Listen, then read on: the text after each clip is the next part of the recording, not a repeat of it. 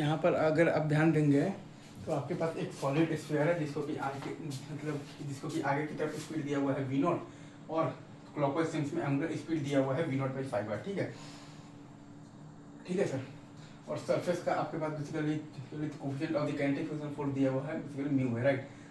और solid sphere है, तो जैसा कि आप देख पा रहे हैं कि v is greater than omega r है, तो बॉटम ऑफ द पॉइंट है वो ग्राउंड के रेस्पेक्ट में फॉरवर्ड डायरेक्शन में मूव कर रहा है।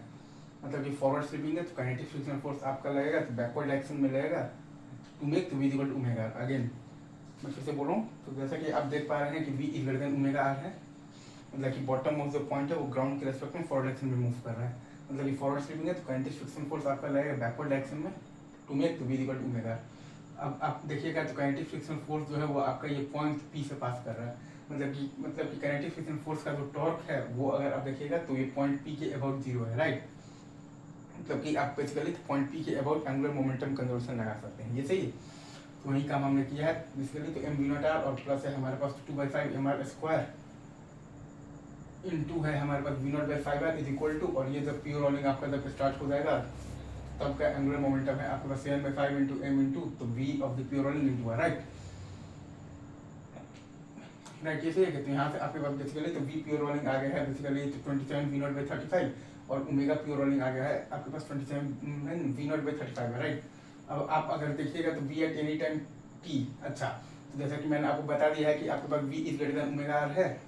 तो बेसिकली जो बॉटम ऑफ द पॉइंट है वो ग्राउंड के रेस्पेक्ट में फॉरवर्ड डायरेक्शन में मूव कर रहा है। मतलब कि फॉरवर्ड स्लिपिंग है तो काइनेटिक फ्रिक्शन फोर्स आपका लग रहा है बैकवर्ड डायरेक्शन में लग रहा है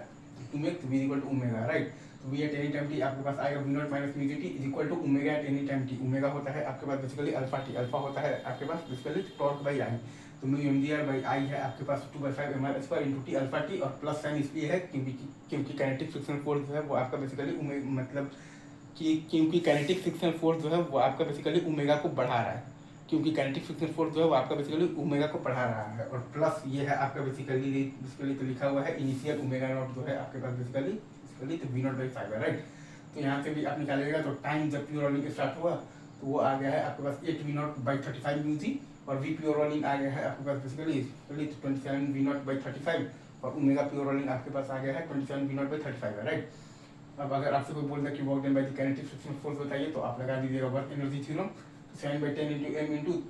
तो v of the pure rolling का होल स्क्वायर, मतलब कि 729 बाई आ गया है आपके पास 1225 इंटू v नॉट स्क्वायर। आगे मैं फिर से बोल रहा हूँ 7/10 इंटू m इंटू तो v of the pure rolling का होल स्क्वायर, मतलब कि 729 बाई आ गया है 1225 into v not square, minus है आपके पास basically initial kinetic energy half m v not square, और प्लस है हाफ i है आपके पास बेसिकली 2/5 mr स्क्वायर इंटू